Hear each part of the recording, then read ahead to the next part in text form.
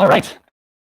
Well, good morning, everyone. Thank you for joining us. As the world struggles to contain a deadly pandemic, Venezuelans are suffering an unimaginable humanitarian emergency, facing an economic unraveling, widespread shortages of basic goods, and a collapsing health system. Venezuela is ill prepared to contain COVID-19. The country has just 8 hospital beds per 100,000 people, and only 84 ICU beds for the entire population. But while the push factors that have led over 5 million Venezuelan migrants and refugees to flee their country are ongoing, the rest of the region has responded to the pandemic by closing borders and tightening restrictions. Countries that had previously made generous commitments to fleeing Venezuelans have started to close their doors. And rather than prevent them from coming, obviously, this has only pushed refugees and migrants into the shadows, where they're more vulnerable to human trafficking and exploitation. And that's why I'm so pleased to be joined by 4 leading experts in the field to discuss the dangers faced by Venezuelan migrants, the ways in which these threats have been aggravated during the pandemic, and how countries can address them. And first, we will we'll hear from Devin Cohn. Devin is the senior advocate for women and girls at Refugees International. Her work promotes the rights of forcibly displaced women and girls worldwide and highlights the challenges they face in order to identify solutions. Prior to her position at Refugees International, Ms. Cohn was the director of protection programs for the global refugee agency, HIAS. She has previously worked for UNHCR in Kenya, Egypt, Uganda, and Lebanon, and has degrees from the Fletcher School at Tufts University and Brigham Young University. Devin, all yours. Thanks, Jeff. Can everyone hear me okay? Well, I want to get started and first thank WOLA for organizing this panel on this important topic and for including me with these other panelists who you're going to hear from who are really remarkable women doing remarkable work. And so as Jeff mentioned, at Refugees International, I work as the women and girls advocate. And in this role, I focus on protection risks that forcibly displaced women and girls face worldwide. So this obviously includes a focus on human trafficking as well. And so while I do not focus specifically on Latin America, I do have an expertise in identifying protection risks for women and girls. And in the professional role that I have now, I make recommendations on how to mitigate those risks. And so today we are obviously talking about the risk for Venezuelans. So while my colleague Rachel will talk about Latin America more broadly, and Celine will talk about what's going on in Colombia specifically, I'm going to focus on a variety of locations and put the risks in context to some global trends. So one of the reasons why I'm on this panel today is because last year I wrote a report specifically on trafficking of Venezuelan women and girls to several countries, including Colombia, Ecuador, and the island nations of Trinidad and Tobago and Curacao. And this report was published in 2019 based on field research conducted over the course of about a year. So in the next few minutes, I'm going to go over some key findings from that report because sadly, very little has changed, and what has changed has only gotten worse. An important point to make first that is true not just in Latin America, but worldwide, is that when people are forced to flee their homes, they are at a greater risk of exploitation, period. Men, women, boys, and girls, no matter what nationality or in what region of the world, but human trafficking has been a persistent problem in Latin America and the Caribbean for decades. And human trafficking, especially for the purposes of sexual exploitation, overwhelmingly affects women and girls. So as we know, at this point, there's nearly 5 million Venezuelans who have fled the economic and political chaos in the country. And so as Venezuelans have fled over the last few years, neighboring countries and countries even farther afield have been challenged by the sheer numbers, and they've been challenged to receive these migrants and refugees and adequately host them. So also as restrictions, they put restrictions in place because their resources have been strained. So how does this relate to human trafficking? Well, as the resources in Venezuela are scarce and as options to seek safety outside of Venezuela shrink, the risk of trafficking becomes more acute. So I focus on women and girls because number one, the number of females victims are on the rise, and two, because women and girls face distinct risks. When I wrote my report last year, I focused on the 4 countries that I did because those are the locations where we conducted our field research. And they're all quite different, as you can imagine. So it's almost like comparing apples to oranges, trying to compare Colombia with a population of 50 million with Curacao, a constituent country of the Netherlands, with a population of only about 160,000. So it's really the size of a small city. But despite these and other major differences, a few key themes emerged from all these countries. First, if Venezuelans have safe and legal pathways to enter host countries, they will be less likely to fall into the hands of traffickers. And second, regularizing the status of Venezuelans already within a host country is vital for victims to feel safe and report incidents of trafficking to the authorities. Also, without a right to work and gain economic stability, Venezuelans are more at risk to be exploited. So the full nature and scope of human trafficking in the context of the Venezuelan and refugee migrant crisis remains elusive. So our first problem is data. Information is hard to come by, and the coordination measures to prevent or mitigate human trafficking across the host countries remains ad hoc at best. So the result is a higher degree of vulnerability. International organizations and countries alike have a responsibility to coordinate their anti-trafficking efforts, disaggregate their data and aggregate it, and share lessons learned, but we don't know the numbers. That's our big problem. Trafficking by nature is hidden and an underground issue, and there are several reasons why victims don't self-report. Of the cases that have been identified, one updated and alarming statistic comes from a recent report by the UNODC, the United Nations Office of Drugs and Crime, and it notes that the number of migrants found to be victims of trafficking was 20% higher during the first 4 months of 2020 than for the whole of 2019. So the overwhelming majority of these victims within Latin America are Venezuelan women. And the US Yearly Trafficking Victims Report also has some useful statistics, but these undoubtedly, again, underestimate the problem. What the 2019 TIPS report does note, however, is that Venezuelan women and children are especially vulnerable to sex trafficking in Colombia and Ecuador. And I'm glad we're going to dive a little bit more in depth into Colombia today, because while Colombia has some of the most information on human trafficking and arguably some of the most robust institutional mechanisms to deal with trafficking of all of the countries in Latin America from the research I did, as Celine will explain in more detail, still women and girls are at serious risk, and they have access to challenging services, and they have very limited access to legal recourse. So a few more specific statistics, even though the information is difficult to find, is that victims of human trafficking in Colombia between 2015 and 2019, all of them were lured by promises of employment. The men were then forced to perform manual labor, and women, 50% of the women that were trafficked from Venezuela during that time period were sexually exploited. So we have even some research from WOLA itself that noted that as the crisis has deepened, so have the demographics have changed.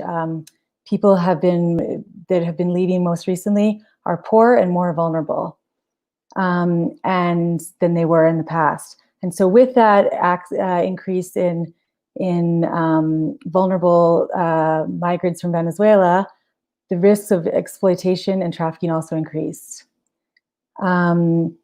So one of the challenges we see in the risks of trafficking is when people are forced to flee through informal border crossings. So some of the research that we did at Refugees International took place in Cucuta.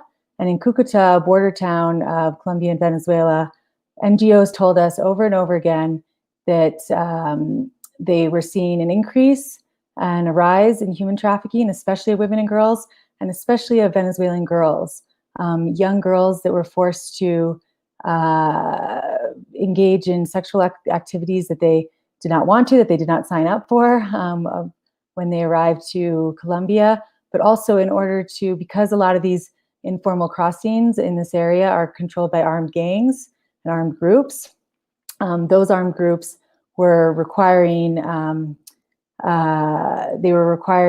sexual favors in exchange, for safe passage. So these are some of the things that came out of our research specifically But again, like I said, the challenge is data, I think.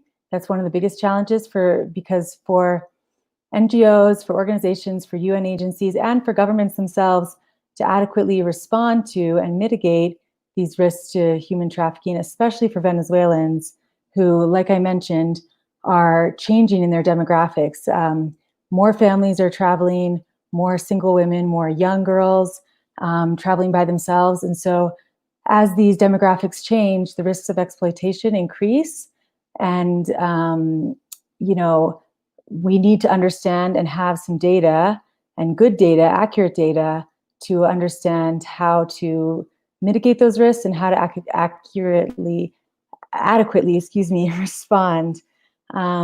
So I think one of the things Salim is going to talk about is more about prosecutions and the challenges in the law enforcement and legal recourse for victims of trafficking. But basically, the key takeaways are that as Venezuela continues to deepen in their financial and political challenges, and as more Venezuelans try to leave, the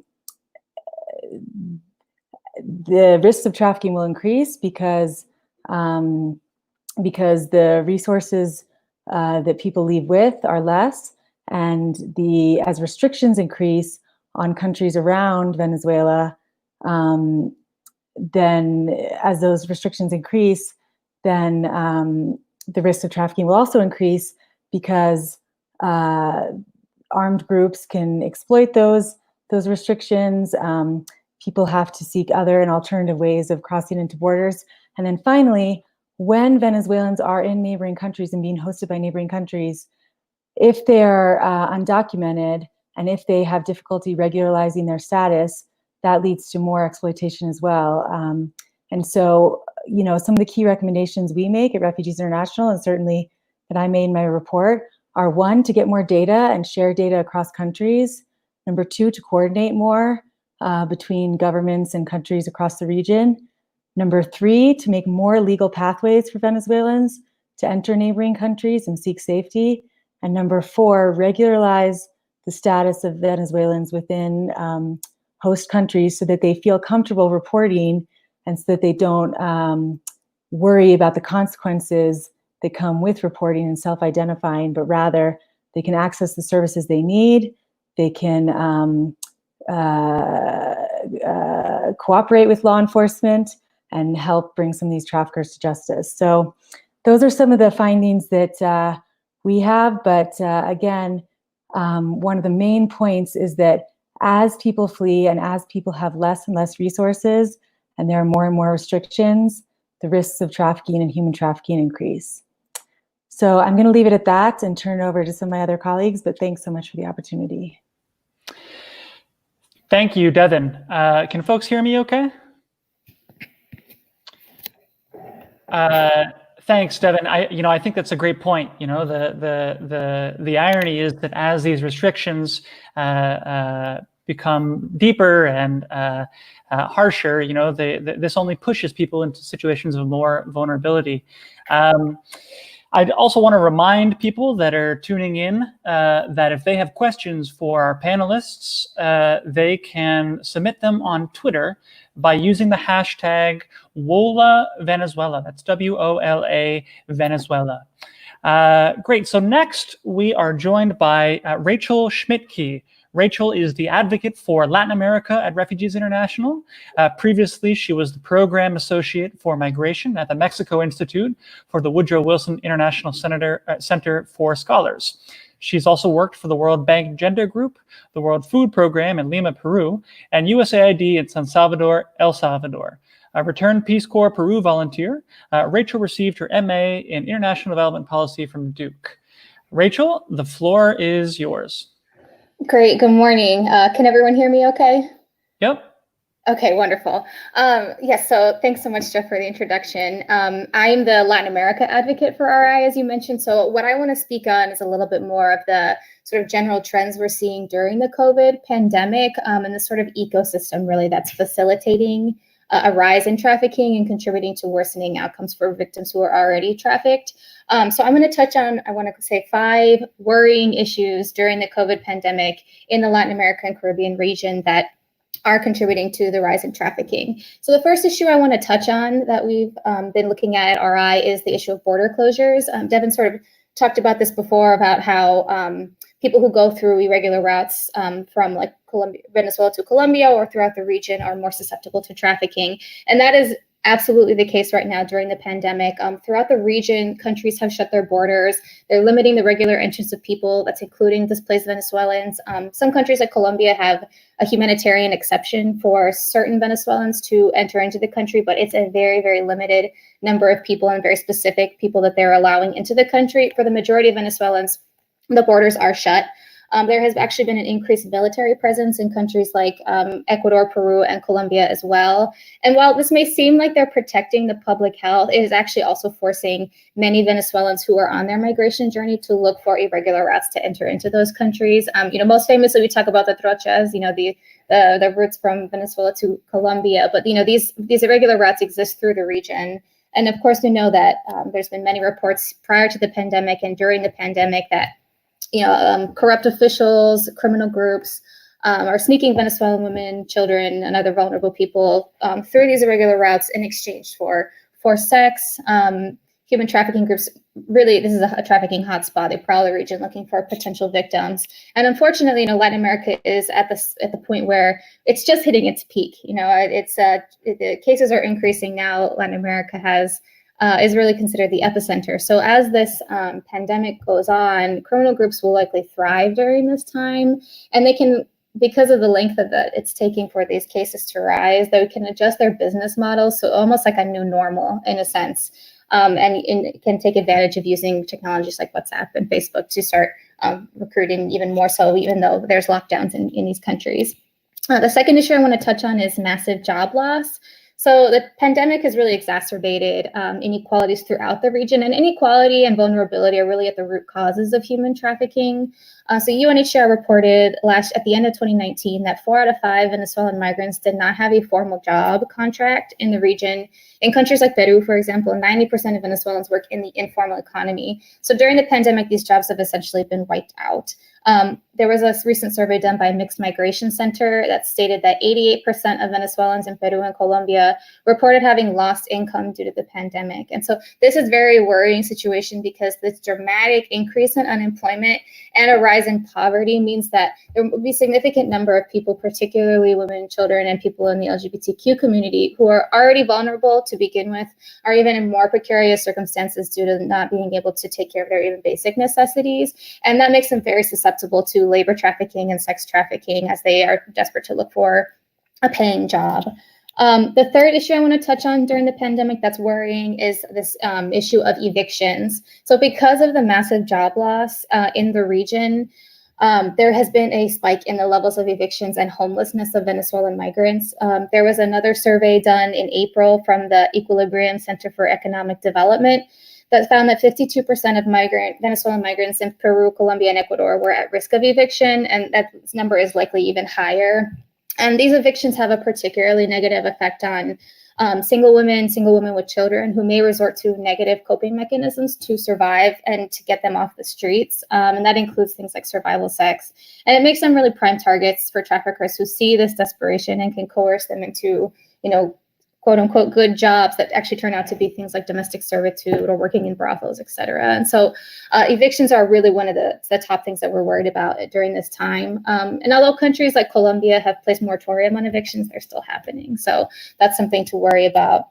The fourth worrying trend is related to this, which is that actually a growing number of people are returning back to Venezuela. So more than 71,000 Venezuelan migrants have managed to return to their country through Colombia on foot. I've heard of reports on the ground from Peru and Ecuador. People are paying smugglers to cross the border, not in the typical sense from Venezuela through to other countries, but actually to go back. We've heard really terrible reports of Venezuelans saying things like, I would rather die in my home country, or I'd rather go hungry with a roof over my head than without. And that's because the situation is worsening so much because of the pandemic, that much of the progress that has been made in the region for Venezuelan integration is really backsliding. And that is a very precarious issue for trafficking in particular. Many Venezuelans have been out of their country now for 2 or 3 years. So there's a real lack of information as to how bad things actually are in Venezuela. So many people will return to a situation that is likely worse than what they left. And that means that they'll be thrust again into vulnerability. Many traffickers actually prey on people in Venezuela first to take and then take them out of the region. Experts predict that many of the people that are returning back are only looking to stay temporarily, and some of them, because they're placed in quarantine when they cross into Venezuela, the quarantine conditions are abhorrent. I mean, people don't have access to like even food or water, and there's gas shortages in the country. So some people who return may not even make it back to their home country. So what's going to happen is they'll turn right back around to try and go through the process again to get into a host country. And so we're predicting it will be a sort of cyclical, vicious cycle of forced migration, which of course will contribute to vulnerability of exploitation for many Venezuelans. And then the fifth thing that I'll touch on quickly is that the lockdowns and sort of resource constraints that are happening during the pandemic are likely driving people, women and children and other people who were already trafficked even further underground. And that's because in many countries in the region, I've heard reports specifically from places like Ecuador and Peru, where shelters are closed or the shelters are operating at a very limited capacity. So any trafficking victim who's looking to escape her situation and stay at a shelter where she can receive resources, et cetera, that is a very limited and narrow option at this point. Many resources right now are being diverted to the COVID pandemic, and so they're sort of being taken away from these longer standing issues. And then the last thing I'll mention is that in Latin America, we have a true epidemic of gender-based violence. And particularly during the pandemic, the levels of domestic violence have increased in many countries. And that's worrying for the living conditions of trafficking victims, especially those who live in domestic servitude or sort of sex slavery, being at increased levels of violence. So I'll end it there. The only thing I want to just mention is that similar in one of the surveys I referenced, people, Venezuelans in Colombia, Ecuador, and Peru, the majority felt that they were being excluded from the government's response plans for the pandemic. And that's something that we really need to start looking at in terms of how do we mitigate risks for some of the most vulnerable in society, particularly in Latin America, that is Venezuelans. So I'll leave it at that. Thank you. Thank you, Rachel. No, I think that's such an important point. Is, you know, as these governments across the region are struggling to respond to the pandemic, in many cases, you know, fleeing Venezuelans in those countries are often left out of these social programs, and you know, I think it's very, very alarming. Next, we are joined by Celine Soto. Celine is a senior attorney at Women's Link Worldwide. She previously worked as a human rights specialist at the Inter-American Commission on Human Rights and was a legal assistant for the Venezuelan NGO COFAVIC. She graduated from the Universidad Católica Andrés Bello in Caracas and also studied in advanced human rights programs at the Washington College of Law at American University and the University of Turku in Finland. Sabine? Yeah, sorry, I couldn't hear you before. Good morning. Thank you, Jeff, for the introduction, and thank you for having me and the invitation. I think this is a very important discussion. As you mentioned, I work at Women's Link. We are an international organization, and we use the power of law to seek for social change in favor of women and girls and protecting their rights. We have been working with the situation of Venezuelan women, both in Venezuela, in alliance with local NGOs that address the gender impact of the humanitarian crisis in the country, and with the situation of Venezuelan women in the context of migration in countries like Colombia and Ecuador. And I like my presentation, I like to start my presentation discussing two main issues that from our perspective are crucial to understand the situation with Venezuelan women and the risk of trafficking. The first thing I'd like to discuss is to try to zoom out a little bit from the discussion that we're having and to highlight the importance to understand that the humanitarian crisis in Venezuela, like most of any crisis, has a gender impact and is pushing women and girls far away from having access to their rights more than ever before. And this is important because normally The human rights violations that are connected with trafficking are not only the consequence of this situation, but are also the root cause. Women and girls are at the center of poverty and exclusion in Venezuela, and this has been very well documented and described by the UN High Commissioner and the Inter-American Commission on Human Rights, among other international organizations. So this situation is crucial to understand how the humanitarian crisis is creating, let's say, the perfect environment for being captured by trafficking networks, not only involving violence, but also because women are trying to escape poverty, abuse, discrimination, and in many cases are desperate to seek access to basic sexual and reproductive health services that they cannot find in Venezuela. So when thinking in how trafficking is increasing in these times, I'd like to say the starting point is in an endless line of vulnerability for women and girls in this context is that the receiving states in the region are prioritizing measures based only to control the migration flows over a human rights approach, which often results in this blindness toward these situations of vulnerability and the risk that victims of trafficking face. And this is my second point, that it is already well documented how this migration context is putting the lives of Venezuelan people in general at risk, and specifically for women and girls. And yet, we have not seen a strong gender-based response when addressing this situation. And this is from a regional perspective, and considering our experience at Women's Link and the work we have done in other border regions, such as southern Spain. So we know that when states choose this border control approach over protection of human rights, that is itself a strong indicator that women are going to face more risk of trafficking and other forms of violence, particularly sexual violence. And I'd like to give an example. Last year, Ecuador joined the list of countries that are requiring visas for Venezuelans, humanitarian visas, they call it.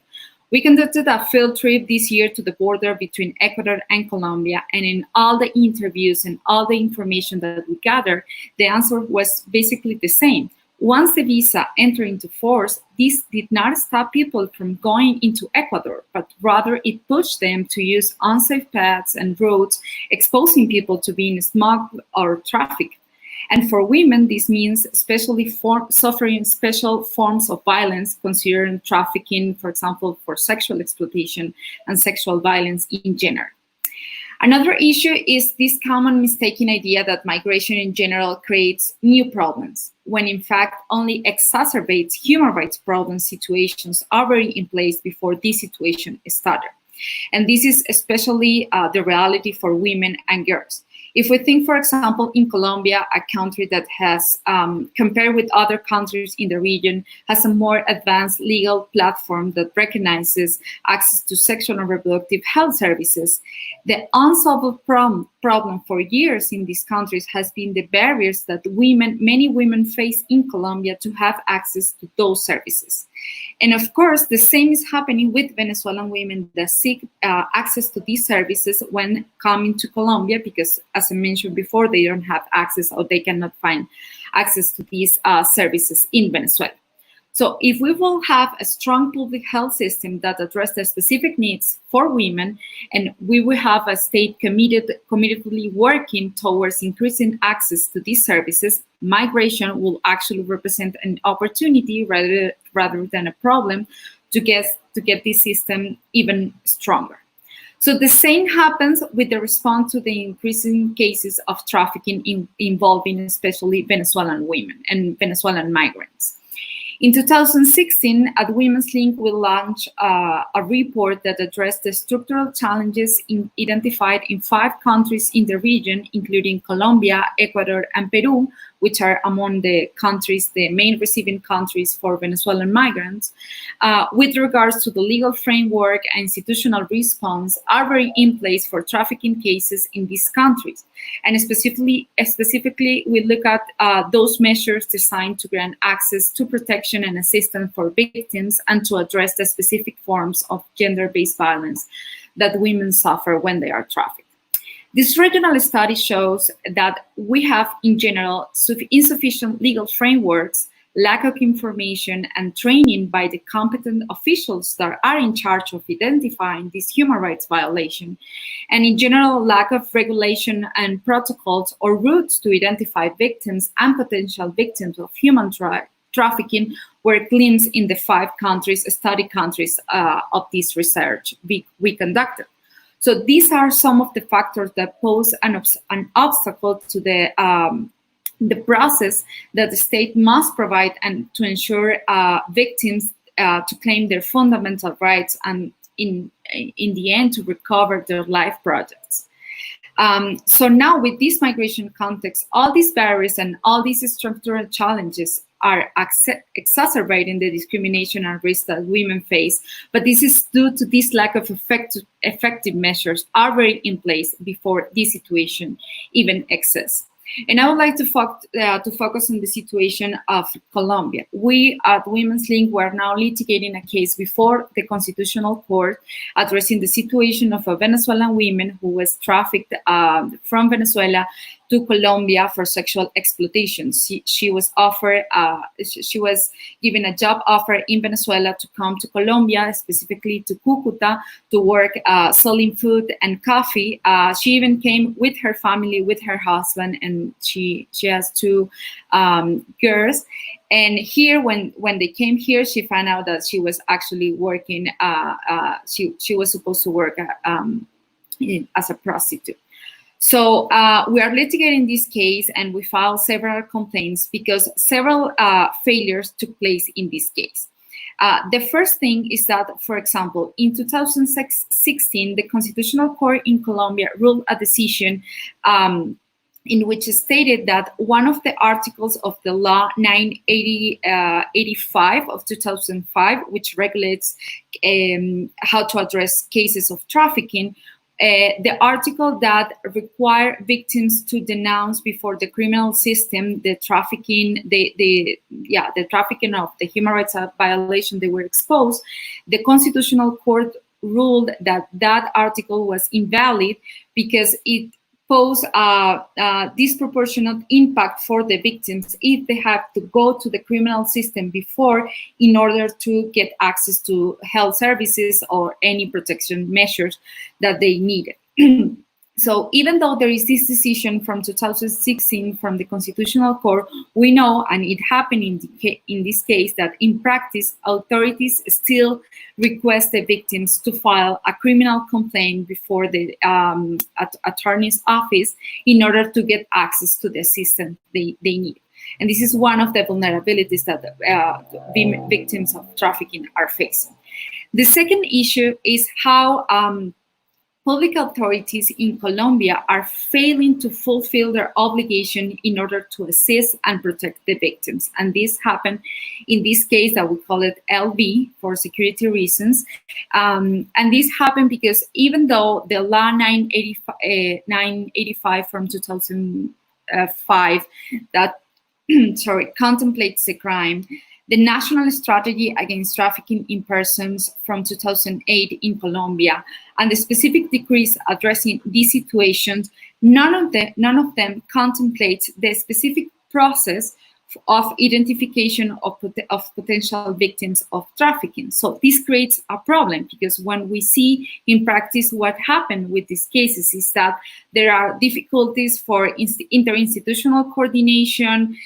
Officials have a lack of knowledge on how to activate the route for having access to health services or any essential access attention that they need.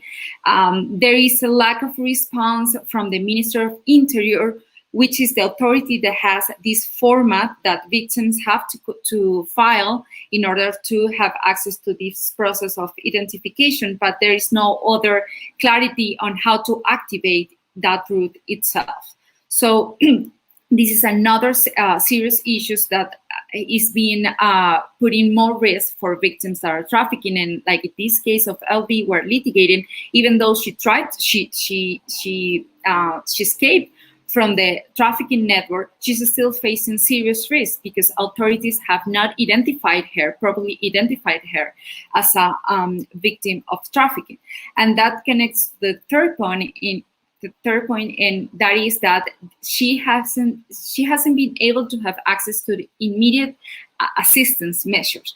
Even though the law 985 contemplates these measures, because the authorities have not identified her as a victim of trafficking, she has been denied the access to these measures. And this is a structural problem because, for example, if we see the authorities in Cucuta, in this border town with Venezuela, most of the officials and most of the authorities that are working there, they have not a complete training in how to understand this crime and how to identify trafficking networks and trafficking victims. So as I mentioned, in this case, she hasn't been able to have access to any measure of protection. So in the law, we have a route of attention for victims, but in practice, it's not being implemented. And the last issue, and I think this was mentioned before, is the lack of data. I mean, this remains a hidden situation is completely invisibilized. So we have still a high rate of underreporting of cases and victims, contradiction of data, and difficulties in the authorities in dimensioning the problem, despite these contexts of migration, Venezuelan migration coming into the countries. So these are the main challenges that we have identified in Colombia, and we know they have an impact in other countries as well, because as we know, migration flows is people coming into Colombia, but also going by foot, even by foot, to Ecuador, Peru, and other countries. And just to to connect with the situation right now with the pandemic of COVID-19, we at Women's Link will launch these guidelines for protecting the rights of women and girls during the pandemic, along with Amnesty International and IPPF. And one of the main issues that are addressed in these guidelines is the protection of women in the context of migration or human mobility. And we know, because one of the main measures that the states have put in place is closing the borders, we know this is only exacerbating the risks and vulnerabilities for women because, for example, we don't know what trafficking networks are doing during the pandemic with the situation of women they have captured. We don't know if they are leaving them, permitting them to escape, or if we know that in the borders, for example, in the border between Ecuador and Colombia, women are still trafficked, smuggled, and are being victims of sexual violence. So we see the response of the states and of these countries like Colombia, Ecuador, and Peru addressing the pandemic of the COVID-19, but it doesn't have a gender-based approach or a human rights approach that addresses the specific situation of Venezuelan migrant people, and specifically women and girls that are still crossing the borders, that are still out there facing these risks on vulnerability. So we know for sure that the pandemic and the response given up until now are just posing a more risk for women, and we need to start discussing how to increase the advocacy before national authorities or local authorities in order to include in the response to the pandemic the specific situation of women and girls, and specifically how to address this decision of closing the borders with the situation of women and girls that are still fleeing the country, are still fleeing Venezuela because of the humanitarian crisis and seeking protection in other countries. So I leave it like that, and we can discuss further in the question segment. Thank you.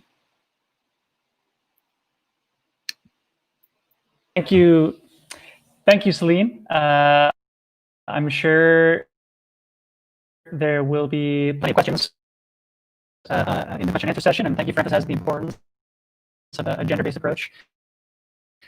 Next, we are joined by my WOLA colleague, Jimena Sanchez Garzoli. She is the leading Colombia human rights advocate at the Washington office on Latin America. She's an expert on regional migration, peace, and illegal armed groups, internally displaced persons, human rights, and ethnic minority rights. And just a reminder to everybody tuning in. If you have any questions for our panelists, please tweet them to us using the hashtag WOLA Venezuela. Thank you, and thank you, Jeff, and thank you to the panelists. I commend you on such an important and great job looking into a situation which is very complex and unfortunately doesn't get the level of visibility that it really needs and should. I'm going to give a few comments based on having followed this region and the issues of displacement and migration for the last 20 plus years.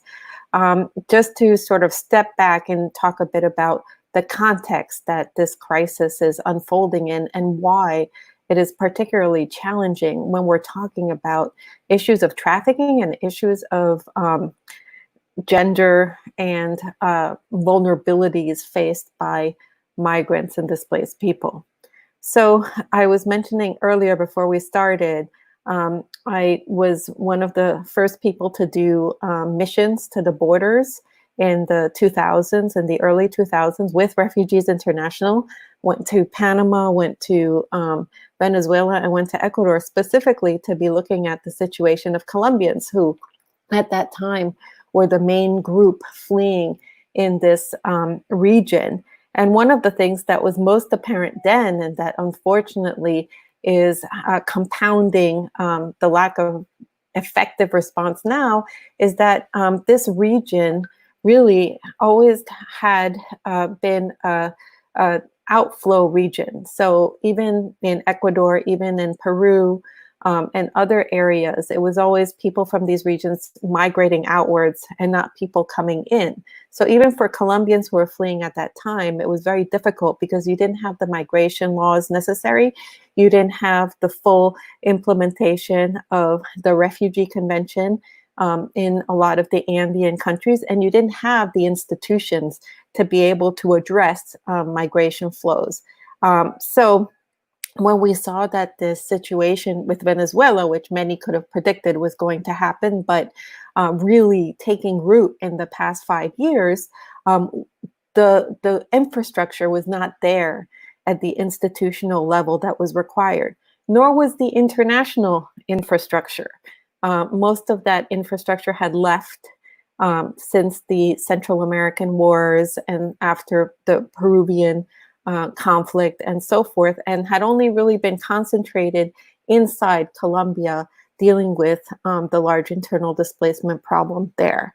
That said, it's important to mention that a response to this situation needs to be very different than the type of response that we see for Central America or the US-Mexico border, because South America has its own characteristics that I think could be beneficial to helping integrate and deal with Venezuelans, but at the same time has a different set of obstacles.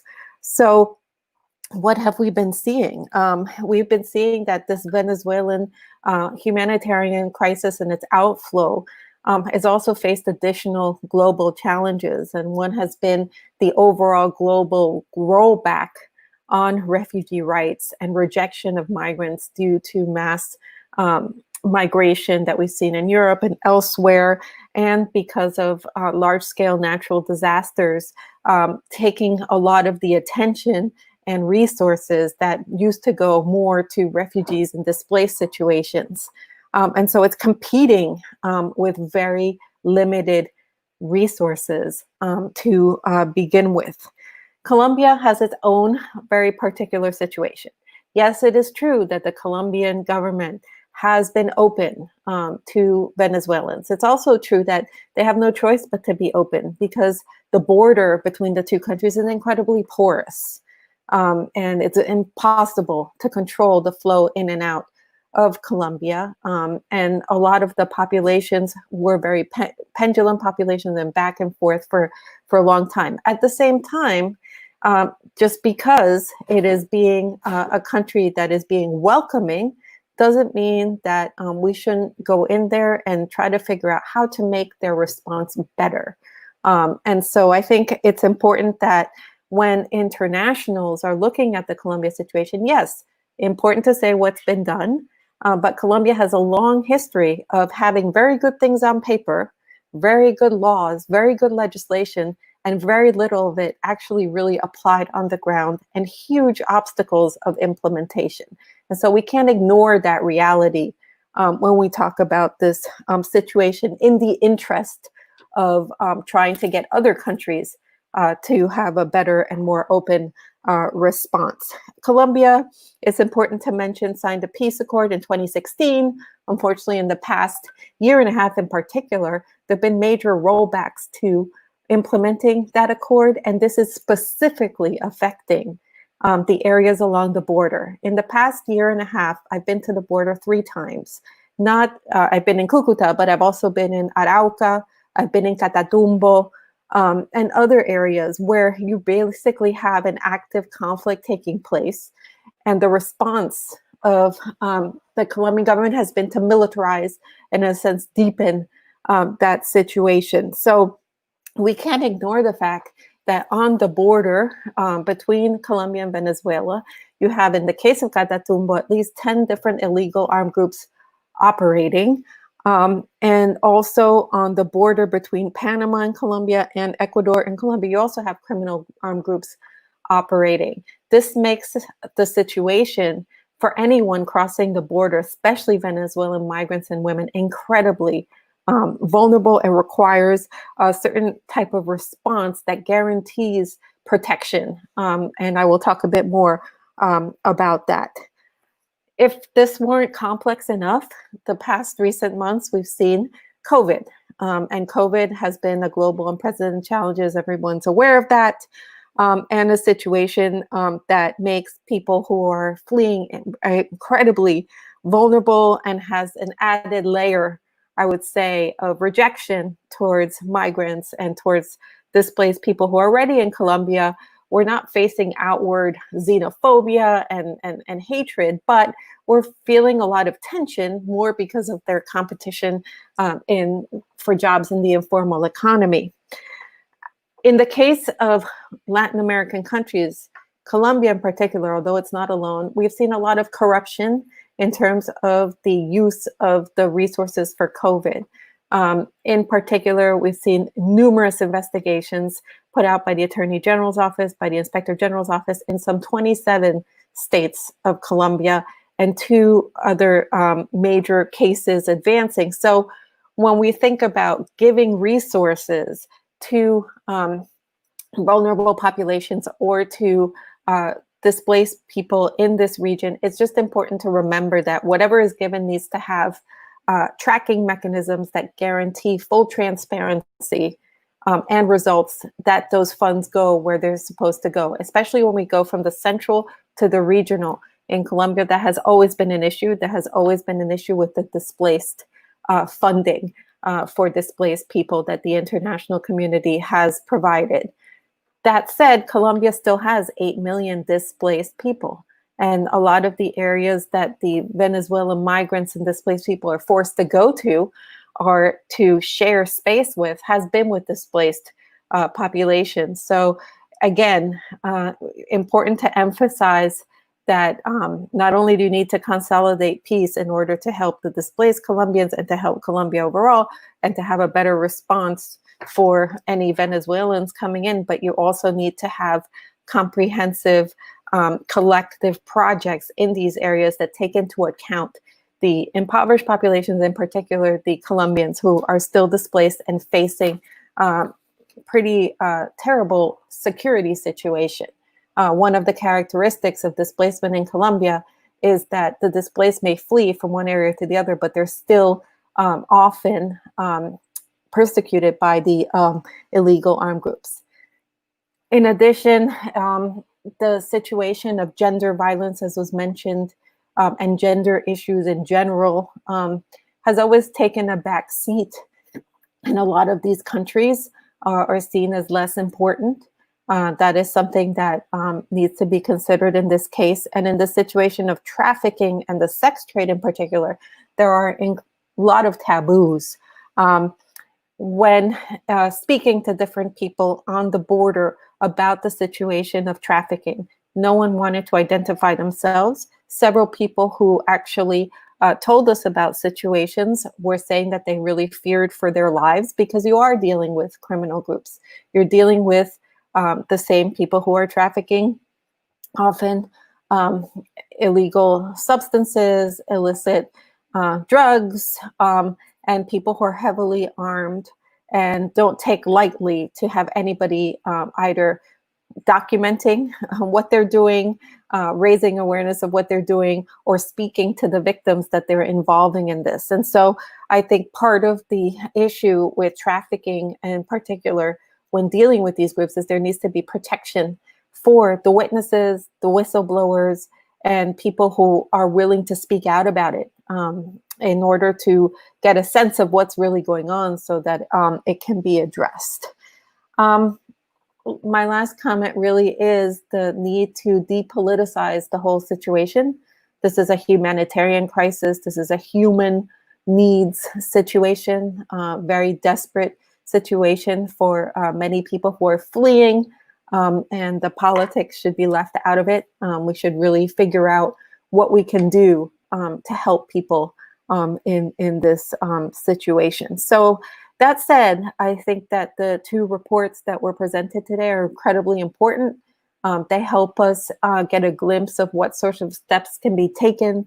They help to raise debates over what can be done. And I very much hope that with that, we can get even more support to do these types of reports, more support for internationals working on these issues and raising awareness of it. And at the same time, more support for civil society monitoring of where the aid is going, what needs to be done, and where the gaps are. Thank you, Jimena. Can folks hear me okay? Yes. All right, excellent. So, I think we've heard some excellent presentations. I just kind of wanted to touch on a theme that you all mentioned, which is, we seem to be in a very different place than we were just 2 years ago. 2 years ago, we saw the formation of this Quito process in which 14 countries came together and made all these commitments to fleeing Venezuelans. And now, we're seeing a lot of backsliding across the region on those commitments. And I'm wondering, can we get back to that? Is it possible to hold governments accountable to these commitments they made 2 years ago in the Quito Declaration? Is it possible to, even in the midst of the pandemic, to encourage countries to provide broader access to regular status and fix some of these patches? And then the other is, for anybody who wants it, you all touched on the gaps in the response in Colombia. And I think that's striking because in Washington, at least, we often hear that Colombia has received over 1.5 million fleeing Venezuelans. It's something of a model for the region. And I'm just wondering, for anybody that would like to touch on that as well, why is there such a gap between sort of rhetoric and reality and elements of the response to the displacement crisis in Colombia? So anybody want to take those or offer any comments to other presentations? Go ahead, Rachel. Sure, I can take the first question, and the second one I feel like Celine will probably have a better answer to that.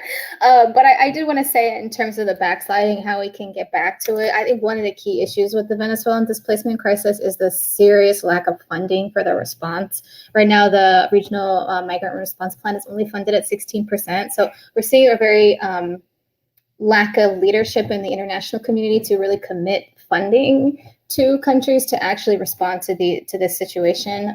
That's not the only issue, of course, but I think that funding is a major problem. And the Venezuela crisis, I personally believe, is a very misunderstood and very underfunded crisis. So I think that's one thing that we really need to look at, is the funding situation from the international community and how we can encourage international donors to sort of step up their commitments, particularly in countries like Colombia. That I know that there are gaps, but there is, in some sense, a leadership in the region towards accepting Venezuelans. And so how do we actually encourage countries to be able to do what we're asking them to do without funding is, I think, a little bit hypocritical. So we'll need to step up funding for sure.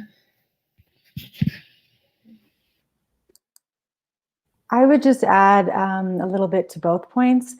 One, I think that to the first point, I think that the pandemic itself and more the measures that are being taken to mitigate and respond to the pandemic can't really be separated from the ability to implement some of these commitments, because I think that, across Latin America to varying extents in different countries, but there's similar issues going on that are going around worldwide with refugees and displaced people and migrants. And that is that countries that already have issues, that already are having issues with their own populations, that are already having xenophobia and lack of resources and lack of jobs, many countries, because I look at things globally, many countries are using the pandemic and the measures that they're putting in place, both for public health, but also, I would say, as an excuse to, enact restrictions that they need to and that they want to put in place anyway, especially when it comes to migrants and displaced people. So I think I think we can't really separate them. I think that, for as long as these measures are in place, or for as long as there's a risk of COVID-19, I think that there's a lot of countries that are going to keep putting in place restrictions that will negatively affect displaced people.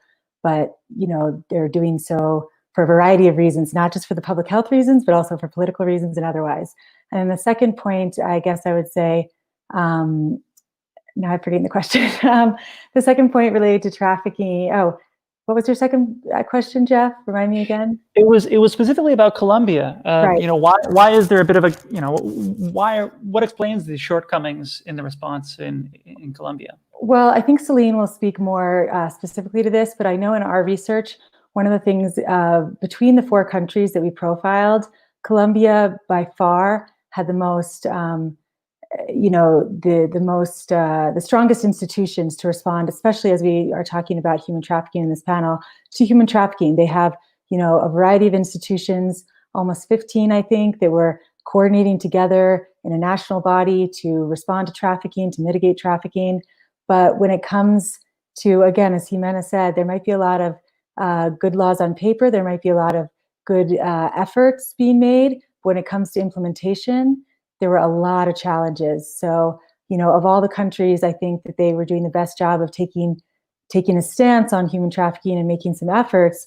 But when it comes to implementation and the bureaucratic hurdles that women, especially women and girls, faced to accessing those services, to being identified as trafficking victims, to getting protection, to having legal recourse, all of those things were not made easy, put it that way. There were a lot of bureaucratic hurdles that I think Celine can speak to. And then finally, I think that while Colombia has done a great job on some things, and again, has recognized human trafficking as a significant problem, they also inevitably are going to continue to have a problem because they do have so many Venezuelan migrants and refugees and displaced people. So I think by virtue of the numbers itself, there's always going to be some issues, but I think that the implementation of the measures they have put in place, or they say they're putting in place, need to be, it needs to be implemented better. These coordination mechanisms need to be implemented better. And then finally, the bureaucratic hurdles for victims of trafficking need to be reduced, and some of that stuff needs to be figured out better. So I think Celine can speak to that a little bit better. But that's what we saw. Thank you. I'll try to sum up my thoughts in 2 or 3 ideas. I think the first, what you mentioned, Jeff, about going back to this idea of regional response, I'm not sure if it will be going back, but rather to insist that a regional response is needed. If we think about the last Quito meeting here in Colombia, actually, states made some commitments, for example, working with trafficking cases in children, but there hasn't been any other follow-up or response regarding to this. So it's not only that the regional response is needed, but it's also a human rights-based response, the one that is needed, not a political response. So I think that's something that we need to insist and to work towards that. The other thing, and this is coming from our perspective on litigation and using the court as a tool of social change. I think we need to be able to litigate cases in national or domestic systems in order for the Constitutional Court or the national courts to develop more standards on migration issues, gender-based violence in the context of migration, and how to frame this situation as a human rights situation, not as a political situation. And that connects with the third idea, and that is that we always talk about the humanitarian crisis regarding the context of migration, but this is not a crisis because it's not something that is going to end at some point. And I think that's the basic idea that has been undermining this also need of human rights based response, but because this is permanent. I mean, the situation of Venezuelans leaving their country is going to be permanent for I don't know how many years. So we need to understand that a humanitarian response is important and is needed, but we also need to think about long-term response and long-term structural challenges in order to also frame the idea that migration is an opportunity to improve the lives of people in general, and specifically with regards to women's rights. This is an opportunity to make health public systems stronger, to make access to justice stronger. So I need to balance this idea of crisis and the long-term response that is also needed to address this situation. Great. So on the regional response, I think we need to figure out a way to incentivize countries to find it sexy to help address these issues, basically not just through resources, but also through like the international credibility that comes with being responsible and taking care of other populations, and take away a bit the hesitancy that exists with, oh, if I'm taking care of Venezuelans, I'm going to be seen as not taking care of my own people. So I do think that there needs to be kind of a cultural shift in how this is seen as a benefit for the countries, in addition to the funding issue, which is a real serious one. On Colombia, I would say, how do we make that response better, or actually, make the gap from what is stated and intended to what is actually happening? Well, the first thing is you can't really implement anything very well if you're having an internal armed conflict and violence taking place that completely undermines everything. Illegal armed groups come with corruption, come with all sorts of threats and things.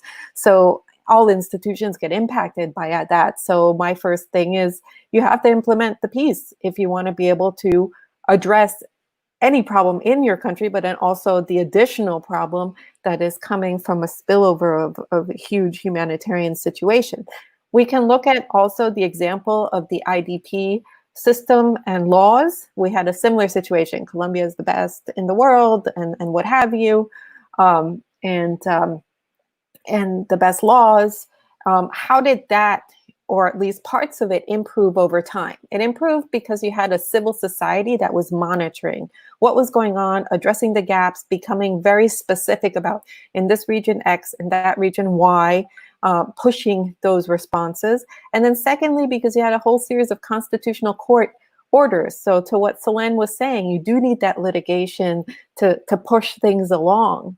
And I think that that's where we need to go. But more than that, you also need to deal with a long-term problem, which has been the central versus the regional, and the not so much bureaucracy, but how bureaucracy in many ways feeds the corruption. So making sure that there are transparency in implementation, that results are expected, or what have you. But you really need sort of an independent monitoring to help push that along to make it better. This is very difficult for international agencies like UNHCR or IOM, which are agencies that, their ability to function in the country completely depends on having to be in good standing with the government, and especially the Colombian government, which is very sensitive and who, does not like any criticism. So, that's why you need that independent look at what's going on if you want to make things improve. Excellent, thanks. Yeah, I think those are really smart answers, and I was just thinking about how you all are talking about the changes in the international landscape, and how the Quito process may have seemed to have slowed in recent months. Many of you also mentioned shifts in the profile of fleeing Venezuelans recently as well. Devin, I know you all in your report said you were finding more younger women coming. Can you all speak about that? About how the flows of Venezuelans that are fleeing the crisis in the country has shifted in the last couple of months, and maybe how as this pandemic persists, amidst a collapsed health system in the country, what can we expect in the future? Thanks, Jeff. I can start with that just to say that you're right. I mean, at Refugees International, not only in the last few months, but in the last years, we've seen demographics shift. So even a year and a half ago, when I was on the border of Ecuador and Colombia, they were talking about how things had really shifted dramatically in the previous few years, and that initially they were seeing a lot of single men, heads of households with a lot of resources, with savings, traveling into not only from Venezuela to Colombia, but then from Colombia into Ecuador, and often traveling to Peru and other places. But they saw those kinds of people that had resources that didn't necessarily need to resort to some of the things that even Rachel mentioned: survival sex, being prey really to sexual exploitation, human trafficking, all of that. So even when it came to NGOs that were responding to the needs of Venezuelans coming across the borders, they weren't seeing the same needs as they even have been seeing, starting a year and a half ago, 2 years ago, and then on through now. So like you said, I mean, they saw shifts to more young women, more single women traveling alone, more teenage mothers. I think that was I know that was a real challenge for NGOs and organizations responding, in that they didn't necessarily have the child protection expertise, but it was also confusing to implement child protection measures and try to help young Venezuelan girls, because these were still girls, but they were also mothers and had a lot of capabilities, but were still children. And so I think that all of those things have been challenges. But again, as we relate this panel to human trafficking, and particularly, a lot of what I focused on in my report, and a lot of what I was seeing was trafficking for sexual exploitation and sex trafficking.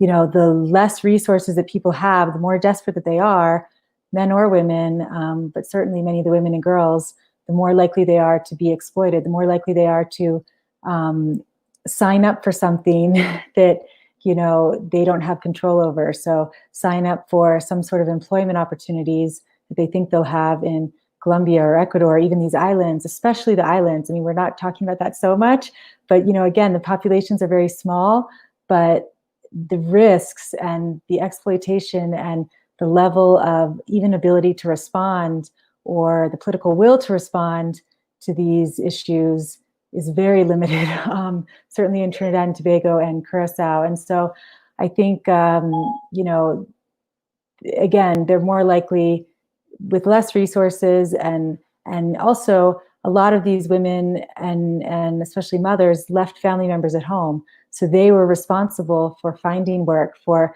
getting across borders, and felt a real, responsibility for that. And then if and when they were trafficked or were the victims of exploitation, they weren't, many of them are not comfortable self-identifying for a lot of reasons, including some of the reasons that Jimena mentioned and others, in that we need to provide them with protection as well.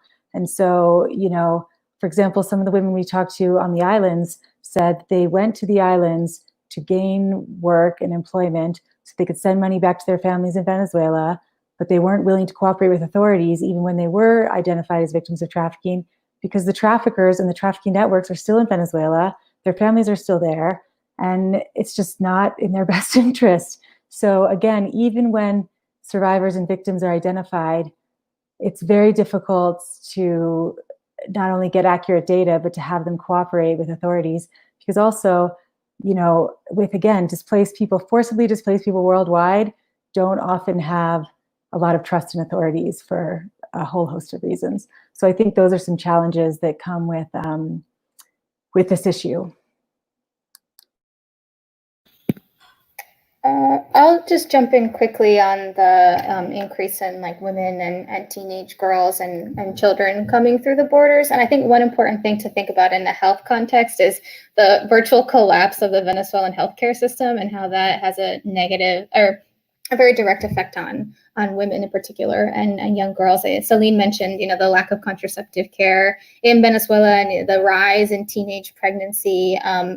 Access to maternal care is abysmal. You see women literally giving birth outside of hospitals on the street because there's not enough space in the hospital, people giving birth in hospitals without lights and water. I mean, the situation health-wise for women in Venezuela is incredibly dire. And I think now that we're in a global health pandemic, those situations will only be exacerbated both in Venezuela and I think in host countries, particularly when we look at the sort of policies around access to healthcare, particularly for women. A lot of women can only access emergency services in their host countries. And so that's going to be a detrimental effect, not only for,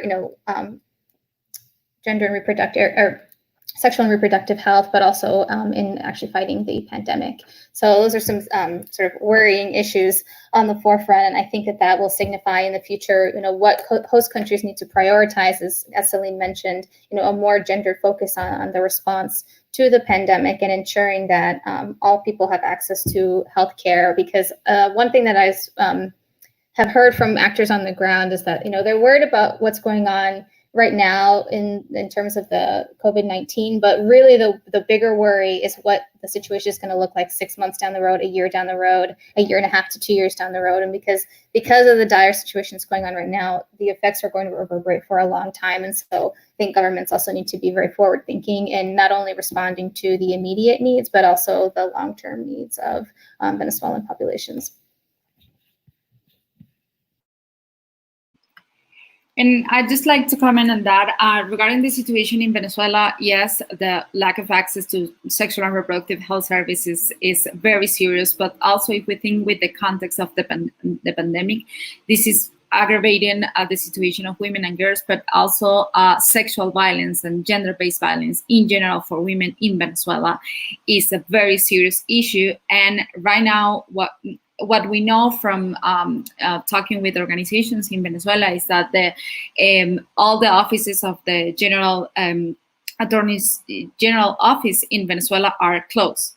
I mean, if that is possible, there is going to be even more impunity in these cases, and that is connected as well with the decision of women leaving the country or escaping the country. So I think that poses even higher risk for women to being captured by these trafficking networks or being exposed to sexual violence or any other kind of exploitation. And regarding with the situation here in Colombia with the pandemic, in these guidelines that I mentioned before that we launched, we actually address the humanitarian response that is already in place in countries like Colombia. And we know that lack of resources is an issue, but also we see that some measures that are being implemented affecting that humanitarian response. So because of the social distance measures and all the measures that are being implemented here in Colombia, we know that, for example, some service providers are not being able to open the clinics or perform the services because of these measures. So we also need to think about how to reinforce the humanitarian response that was already in place, addressing the Venezuelan migration in order to have a more effective response during the pandemic. I actually have a question for Celine.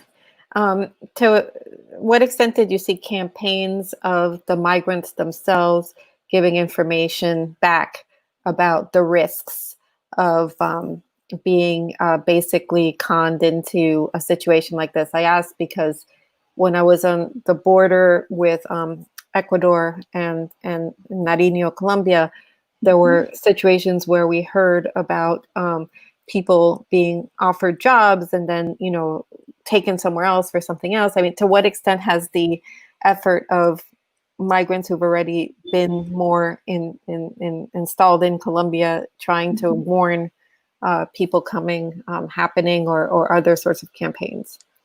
Yeah, actually, we think that's one of the main challenges in the Colombian response and in the countries in the region in general, because, and specifically with access to sexual and reproductive health services, we have seen that there is no specific information designed for Venezuelan migrants, and specifically for women and girls, to know how to have access to these rights. We even know cases, for example, in Cucuta, where women are being lied, saying that abortion is not allowed here in Colombia, and even women are threatened to go to prison if they seek for an abortion. So we, and also NGOs in Venezuela have identified that one of the main risk factors for women when they decide to leave the country is that they go into the migration context without having any kind of information. So we think that there is a very specific issue that needs to be addressed in countries like Colombia in order to facilitate the access to how to have access to public authorities and to claim for their rights once they come here or any other country. So yeah, that's a huge challenge. I just wanted to add something, if that's okay. Celine, I really appreciate you talking about sexual and reproductive health rights, but also services and access to those services, because of one of the things that we're also seeing as it relates specifically to the COVID-19 pandemic and all the measures needed to respond to that. What we're seeing worldwide, and certainly I'm sure in Latin America, especially in certain countries that, again, have limited resources, is that resources, humanitarian and aid resources and government resources are being diverted to pandemic response health activities and being diverted from sexual and reproductive health services, from maternal health care. And so I think that even within humanitarian communities and organizations, I think one of our jobs is to really push the information that is pretty obvious, I think, but sometimes can be overlooked, and that is that maternal health care and neonatal health care and sexual and reproductive health services are services that are needed always, during a pandemic or not during a pandemic, and they are services that need to be consistent and not disrupted. And so again, it's an issue of funds and resources and priorities, but I think that we need to really emphasize the need for those services no matter what is going on. And I think that is something we're seeing as well. And even, taking it to a totally different topic in a way, but, we don't know a lot about this pandemic. It's still, going on. Like Rachel said, it's at a peak in Latin America. It's, has a lot of, we have a lot of things to learn about it, but we can learn from some other pandemics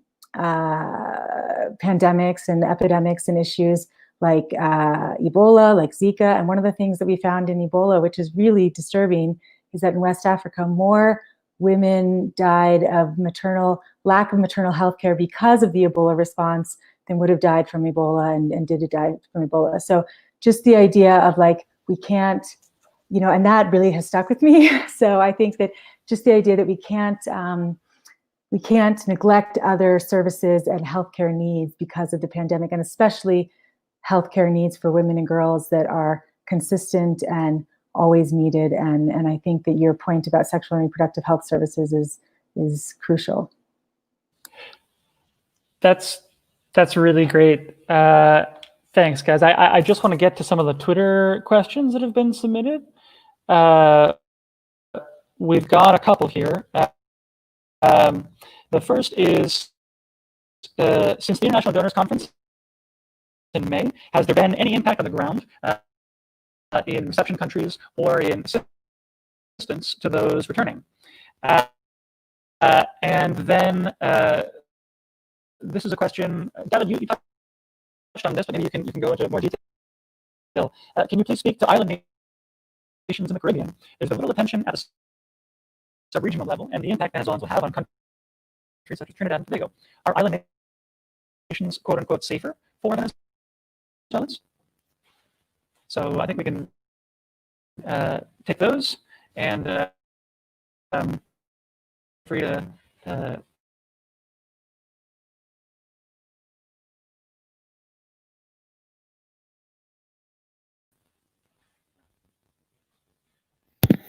Okay, I'll take the. Oh. Oh no, Can you- go for it, Rachel.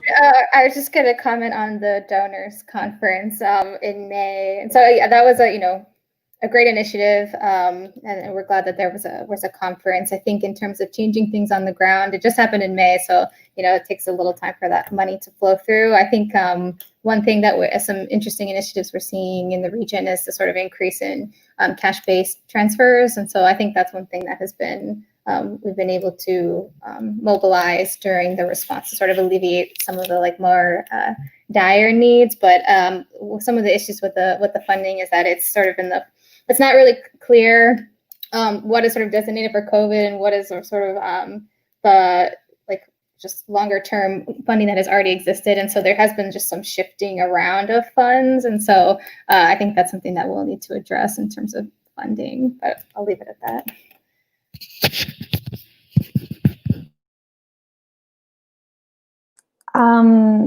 Unless anyone else want to comment on that question? So I can speak to the next question about the island nations. There's a lot of reasons why there's been little attention, but I think that, per capita, there are a lot of Venezuelans, for example, in Trinidad and Tobago, Aruba, Curacao, in comparison to the population. So, while the populations might be small, the impacts, and to be honest, the xenophobia by the local, the impacts felt by the local community are quite large, and the xenophobia and challenges they're having in hosting and receiving and responding to Venezuelans are massive. I mean, to be quite honest, none of these islands really had, functioning asylum systems. And so not only did they have to develop these systems, but they had to implement them. They had to train people up. Again, especially with trafficking, a lot of the people receiving asylum seekers and the law enforcement officials had no training in how to identify victims. So I would say they're not safer for Venezuelans. On the other hand, I think oftentimes some of these island nations are worse for Venezuelans, again, for a variety of reasons. One, that the asylum systems are new and kind of untested and not being implemented very well in a lot of cases. And then number two, for example, Curacao. So Trinidad and Tobago didn't even register Venezuelans. So again, the legal status for Venezuelans in many of these countries is very insecure. That's the real takeaway we got from the interviews we had with people on these islands, is that they feel very insecure. They don't feel like they have protections. There's not a lot of laws basically built into these the legislation of these islands to accommodate and protect Venezuelans. And then finally, when it comes to being victims of trafficking, I mean, they worry that they are going to be punished more than they are going to have services. And by punished, I mean punished for being undocumented, punished for being entering, in an undocumented, irregular fashion, because at the end of the day, most Venezuelans are entering these countries via boat. It's not in a regularized fashion. So I think Trinidad and Tobago, to be honest, Refugees International really put a focus on Trinidad and Tobago when I believe, even before my day, when I believe, very few other organizations and, big organizations were paying attention to that country for various reasons. But in focusing on that country, again, it's a small country, so we were able to have a lot of advocacy influence, even with the local press there. And so they did open up registration for Venezuelans, and then we did push them as well to lengthen that time period of registration for Venezuelans. But, it has not been a perfect process, and the rights that come with that have, there have been challenges with implementing and protecting those rights. And then finally, I will say, as it relates to my report, Curacao is not a good, it's not a good situation for Venezuelans there. They were not being registered. They did not have protections. They were completely underground. They did not feel comfortable revealing themselves in any way, shape, or form. And when it came to being victims or survivors of trafficking, there were a lot of consequences for them if they reported themselves or others. And then finally, you know, I won't get into the kind of allegations, but there's also, you know, the specifics of the allegations. But, you know, on some of these in some of these island nations, there's also been allegations and evidence of officials and law enforcement authorities of those island nations being involved in the trafficking networks. So there's a whole host of, you know, challenges for Venezuelans there. And again, while the numbers might be smaller, the institutions and laws and history of protecting refugees and asylum seekers in those countries is very limited. And so I think that actually puts Venezuelans at even more risk than some other places.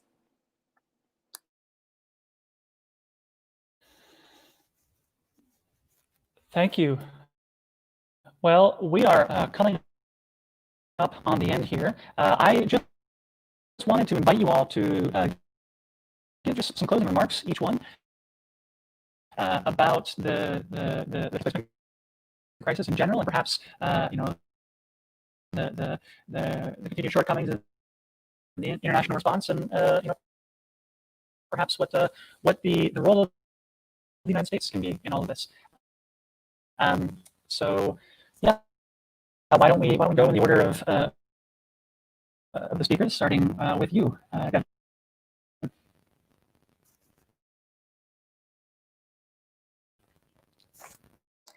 Sorry about that. I was saying you've heard from me a lot in the last 10 minutes, so I will be very brief. I think, you know, I want to hear more from our other panelists as well, who are pretty amazing, like I said. And so I would just say that, Matt, I didn't quite hear your question, but you were saying that, you know, general closing comments on the situation for Venezuelans and the international response. Is that right? Yeah, just the shortcomings in the international response, and right. and you know, whatever broad closing remarks you have. Okay.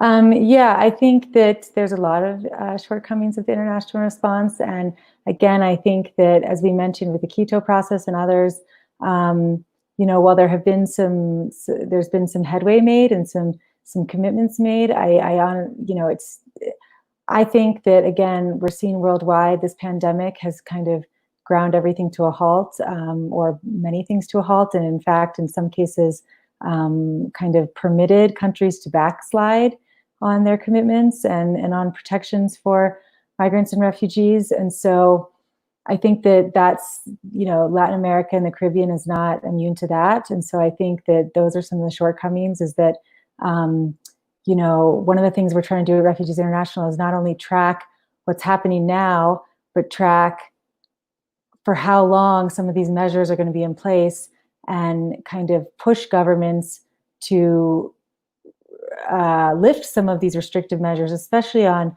asylum seekers and migrants, as soon as they can, and not keep them in place longer than necessary because of their own political interests or needs or whatever. So I think that that's one of the shortcomings, is that we are backsliding on a lot of commitments. I think that some closing remarks on the actual Venezuelan crisis. I think that, again, my main points of, you know, we see this worldwide, but as you restrict legal pathways and safe pathways to access safety in other countries, the risks for exploitation inevitably increase. So, you know, if the rhetoric is that we want to help protect women and girls, if we want to help reduce trafficking, if we want to help, you know, make the region and especially Venezuelans safer, then I think that we need to be really prioritizing less restrictions and more safety and easier access to visas if there indeed needs to be humanitarian visas or whatnot. And so I think, yeah, the two key points I would have is that for Venezuelans, as you know, we can learn from other places to also be able to better respond to the Venezuelan situation, and that is by making access to safety easier and making access to regularization once you're in a country, you know, easier and with less hurdles, and those two things in particular would drastically reduce the push factors for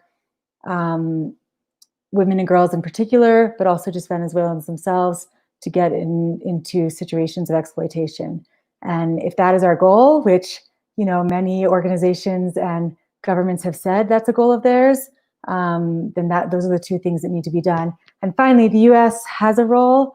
I think the role is changing, and that's a whole separate panel. But you know, there are measures and incentives that the U.S. can put into place so that, you know, governments such as Colombia that we've talked so much about will actually implement the laws they have, will actually work with law enforcement to prosecute, traffickers. And to be honest, we haven't really talked much about that, but the rate of prosecution and conviction of traffickers around Latin America and the Caribbean, and to different extents in different countries, is pretty abysmal. So that, you know, what is the incentive for victims and survivors of trafficking to come forward if the conviction rate is so low? So I think that is something that countries throughout the region can work on together, and certainly the U.S. can help provide incentives and training and coordination on that measure. Okay, so final thoughts. I think the one thing that the pandemic has taught us is that many things that have been underlying problems and conditions have really been brought to the forefront. And not only are they brought to the forefront, but they're exacerbated and compounded. So I think, you know, the crisis of gender-based violence, for example, and on all the issues that brings, and that's a global problem, but, you know, we're seeing higher levels of it during the pandemic. I think, as Devin mentioned, you know, corruption and impunity rates has always been a problem in Latin America, and even more so, it's important during the pandemic to not lose sight of those issues. So I think some things that we need to think about just in the future is, as I mentioned before, you know, how are regional governments including Venezuelans in their response, particularly Venezuelan women, girls, and not only women and girls, but members of the LGBTQ community and you know, indigenous and Black Venezuelans as well, and all those intersections that come into play in terms of vulnerability. So I think there needs to be a greater push for inclusion, and it can't, you know, that inclusion can't be shifted just to UN organizations or international organizations. You know, it really has to be governments taking ownership, and, you know, of course that has to come with funding, but it also needs to come from the governments themselves. And the second thing I'll say that needs to, you know, urgently be addressed is the issue of xenophobia. We touched on it a little bit, but I think that that's something that deserves a lot more attention. I think particularly looking at the rates of informality, as I mentioned, in these countries, I think xenophobia comes into play in terms of countries who already have people that are struggling of their own citizens now feeling as if Venezuelans are in some way a threat to their progress, which is of course not the case. And I think we as the international community can do a better job of reinforcing the notion that Venezuelans, particularly Venezuelan women, are going to be an economic good thing for our countries. You know, they're not a detriment, they're an advantage. And that can really only come through regularization, as Devin mentioned. You know, we need to be pushing for the Quito process to be upheld, and pushing really for the Cartagena Declaration to be upheld and applied as well. That's not something that we touched on much in the panel, but really, I think most people can say safely that any Venezuelan that's leaving is likely leaving because of a humanitarian protection situation. And so we really need to start applying that across the board, rather than, you know, backlogs in asylum systems like in Peru, where only 2,000 people have actually won asylum, even though there's almost 500,000 people that have applied for it. So I think that's another thing to keep in mind. And as Devin sort of mentioned already, but I think this sort of backsliding that's taking place during the pandemic, we have to really be careful about how we are attending to the most vulnerable populations in these countries, and ensuring that they're not being thrown out onto the streets, or, you know, living a just as bad of a situation in their host countries that they were living in Venezuela. I mean, that cannot happen. And I think we have a duty as an international community and as host governments to make sure of that. As far as the United States, as you know, Devin kind of mentioned this, the world is changing. It is a little bit complicated. I even feel a little bit awkward being a US citizen and calling on other governments to do things that my own government is not doing. But I will say that I think one thing the United States can do that isn't necessarily related to trafficking, but I think will help the situation in Venezuela immensely is, of course, temporary protected status for Venezuelans. That's something that has been on the back burner for a long time and should be addressed. And I think, again, the United States has in the past been a global leader on this issue, and I think can be again, but we really need to start pushing our leaders here in the United States to be more in line with our international and domestic obligations towards refugees. So I'll leave it at that. I will insist that the gender response and the human rights response approach is urgent. And with this regional perspective, we have not seen yet this response, even though we have countries like Colombia, like they receive, I mean, Colombia is a receiving country that has not imposed visas or any other restrictions for Venezuelans, and other countries that have done this, have implemented these restrictions. But in general, we haven't seen this response based on human rights, and particularly with a gender-based approach. Regarding with the trafficking cases, I think what Devon mentioned about the prosecution, yes, impunity is another huge challenge for these cases in Latin America, but I think it's also important to talk about a comprehensive response considering rights of the victims and the intersectionality with access to other human rights, such as health, sexual and reproductive health services, which are even are higher risk when women are a victim of trafficking. I think another idea, and I think it was mentioned by Rachel, is that Venezuelans need to be at the center of the response. And the idea that this crisis or this situation does not start at the border, but starts in Venezuela with the humanitarian crisis, the impacts of the humanitarian crisis, and as I mentioned before, the gender impacts of this crisis. We need to also work with organizations on the ground in Venezuela that are documenting these impacts. And I think it's also important to have that in mind in order to address the situation within the migration context, to actually understand what the necessities and what vulnerabilities are facing migrant people in general, and specifically women and girls. I think also women have to be part of the decision-making processes. We have not seen this yet either, even in Colombia or any other country. And the last thing will be what I was talking before about the humanitarian response. We need to connect this discussion with long-term structural challenges. And also that the humanitarian organizations, the work that the humanitarian organizations are doing is remarkable and is crucial, but also we need to talk about how to improve the institutional response and the response in general from the receiving states, because that will be the key issue to connect with these long-term structural changes. And I think lastly, the regional response, we need to insist for the states working in this regional approach. I think when I was listening to Devon, I was thinking about this invisibility of the situation in the Caribbean countries, and it's because we see the attention focused in Colombia, and even in Colombia, it is mainly in Cucuta. I mean, the difference between the response in Cucuta and in the border with Ecuador is huge, because even we have seen duplicating efforts in Cucuta because all the response is there. So we need to have a broader impact on this response that is being implemented for the migrant people. And I think this will connect also with the discussion on how the restrictions with visas, these humanitarian visas that several countries have imposed in the region, are also having a gender impact, because what that means for women is that they are demanding sex in exchange for crossing the borders, and they are more vulnerable to being captured by trafficking networks. So we need to also connect this discussion. I mean, I think that the discussion is normally separated. It's like, okay, Colombia is not imposing visa and the rest of the countries are, but we need to connect both responses, and we need to talk about how these restrictions into going into other countries are having this impact, and specifically the gender impact that we're talking about. Thank you. Great, we're about time, and I think my colleagues have basically said most of the important points. I would just add that yes, the United States needs to lead by example, and so that would be a major help if we were basically open to refugees and migrants ourselves and treated them humanely and protected their rights. And TPS is one possibility, so is a category of a refugee from Venezuela.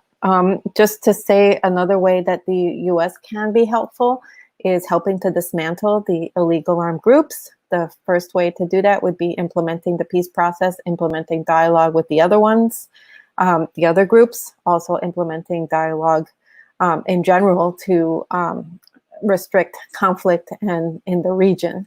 And also, if you really want to get at these groups, you need to break their corruption links, and you need to make their money not useful. So in other words, you need to make sure that money laundering mechanisms are stopped so that they can't launder their money, and that there are actual real convictions. We see that usually militarization and that kind of response to these groups actually can make it worse, and it can be particularly bad when it comes to violations regarding women, both trafficking and others.